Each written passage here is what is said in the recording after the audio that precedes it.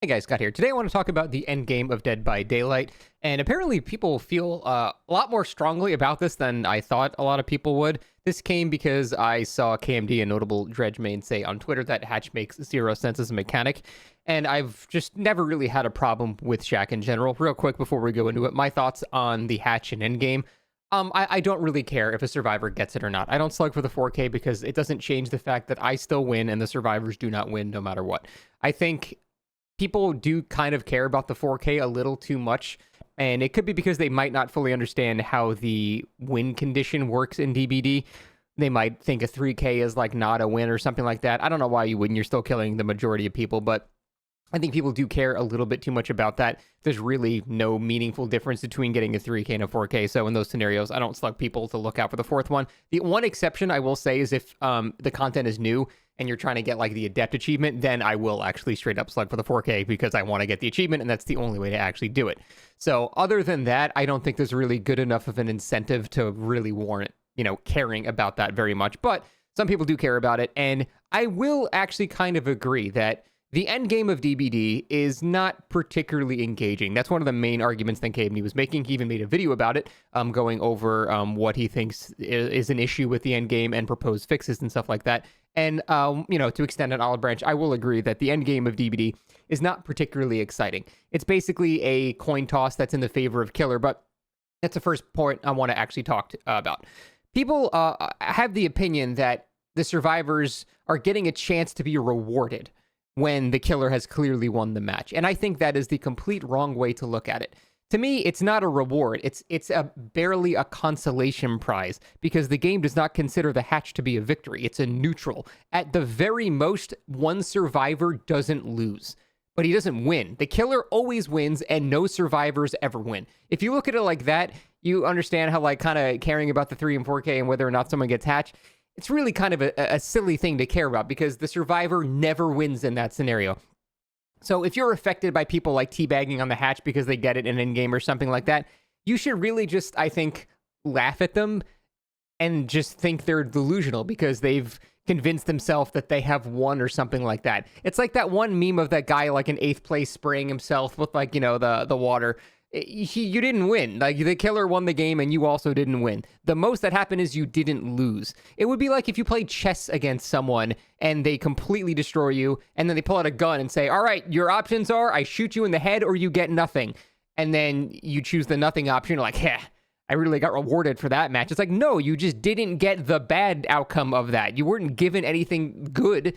So that's just the way I look at it. I've never really cared about that stuff. It doesn't mean, you have to have my opinion about that or anything like that, but there really is no benefit other than, I think you get 7,000 blood points if you get a hatch escape, so you get one very rare node on a blood web.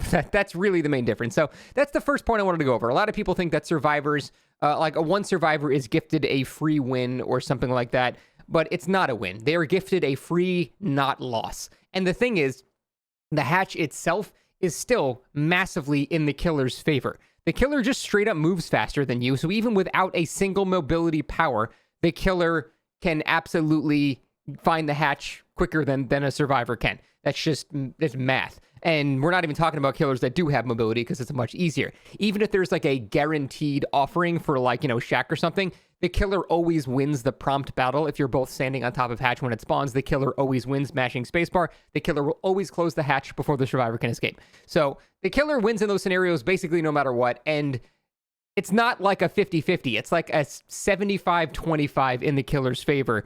That's why I really don't think it's a huge deal. But I still understand wanting to fix the monotony of endgame. And this is kind of the part that I can understand a lot more. And it's that whole part of where when we get down to 2 players, we have this sort of dance where no one really wants to touch a gen. And even KMD mentions this where people will pretend to do a generator, but really they're just ratting for the hatch and the other guy has to get chaser as long as possible and stuff like that. And that does happen. I'm definitely not going to pretend that doesn't happen. And that's, not a particularly fun part about playing Survivor. But again, if I'm in that scenario as Survivor, the way I look at it is, well, we've lost. We lost this match. All of our other teammates are dead. In this scenario here, I don't really deserve to win anymore. And I'm also not going to no matter what I do. We're not going to get these gens done. The most I can do is just get the hatch. But even then, I still don't win. So I personally, when I'm in that 2v1 scenario, I still just do gens because no matter what, we still are not winning that match. So you might as well just do whatever. There's no reason to rat for it. Again, unless you're doing like an adept achievement, but I highly doubt that's happening every single game. So it's really not like that big of a deal in that type of scenario. But I understand wanting to combat, that unfun level of stagnation in the 2v1 there. I just don't think it's a big enough deal to warrant dev time at this current moment. Like, sure, it's like an unfun, last minute of the game or whatever. That's fine. But there are so many bigger problems with DBD right now that I think dedicating developer time to having a whole new endgame system would be a complete mismanagement of resources. Again, I'm not saying that something shouldn't be done. I'm saying it's so low on the priority list that it would be irresponsible to waste time working on it, at least at this current time. We have such a problem with stagnation in DBD in general, with no balance changes and just nothing happening. Everyone's just bored. The event was boring. Just a very, very boring time of the game right now.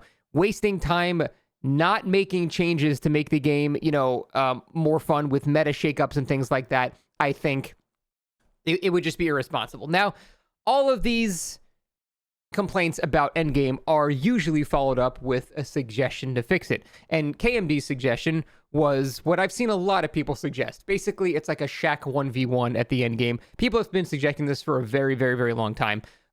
Basically, what the purported idea would be is that when there's only one survivor left, you're teleported to the shack, and then it's basically a 1v1 scenario. If the survivor lasts X amount of time, they basically get the hatch escape there. Otherwise, the killer just gets the kill. So this, with all due respect, in my opinion, is an absolutely terrible, terrible, terrible idea with so many holes you can poke in it. It just will never, ever, ever, ever work. So let's go over the obvious problem with that first. All that will do is make stronger killers stronger and weaker killers weaker. Because, if you're in a shack 1v1 against like Nurse or something, you're not going to last a very long time, which means the 4K on Nurse is now even more guaranteed than before, where at least she had to kind of, rely on a bit of RNG and maybe the hatch spawns next to the survivor and the survivor gets a little lucky. At least there was a bit of RNG there. But now there is zero RNG and the Nurse gets a 4K every single game. This means effectively her kill rate will increase, which is an actual buff to the killer overall. At the same time, a killer like Pig or something like that, you're not going to down someone at shack in any reasonable amount of time. So Pig, instead of occasionally winning the RNG element and getting, a 4K there and having the survivor not get hatch, will now always lose that scenario and always only get a 3K, effectively lowering her kill rate. So we're making Nurse's kill rate higher and making Pig's kill rate lower. I can just stop the conversation there. That already makes this idea completely unusable in any fashion. You don't make the strongest killers even stronger and the weakest killers even weaker. Now it's not a scenario of, all right, I'm the last one left, a survivor, maybe I get lucky. It's, I'm against even killers that are just good at check. Jason is not, like the best killer in the game, but he's very good at check. I'm against Jason. I'm fucked. I'm against, Huntress, even if she's not an amazing killer elsewhere, she's great at check. I'm fucked there. Like, it doesn't matter, like, the actual outcome of the scenario is now being determined by how good a particular killer is at shack, which is even more of a ridiculous scenario than just pure RNG. So that obviously cannot work for a multitude of reasons. And like, even without that, you think of like Trapper, right? KMD says that pallets should not be respawned. So first of all, let's even step further back. Let's just talk about teammates. He says in his video that this will make people more conscious of like using shack pallet or using resources around shack. And I have to ask, have you ever played solo queue in your life, sir? People are not going to give a shit about that at all. They're going to just try to keep themselves alive at the current time. They're not going to be thinking, in case I'm the last survivor at endgame, I'm going to make sure I keep the shack pallet up to make shack stronger for me. No, they're just going to stay alive as much as they can during the match. They don't want to get to that scenario. They want to get an actual escape through the exit gates like normal. So no one's going to preserve resources or play differently or anything like that. What's going to happen is most of the time, there's just no pallet at the end of the game, and then you're just stuck in a scenario where you're at shack with no pallet. And it's just like, well, that's stupid. Like, that's not going to work. And then again, we talk about killers that have like setup powers.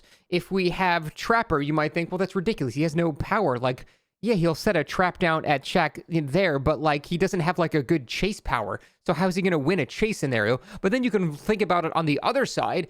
In a 2v1 scenario, the game slows down so much that basically the killer has unlimited time. And at that point, the killer can go set 5 traps around Shaq and then go kill the last guy.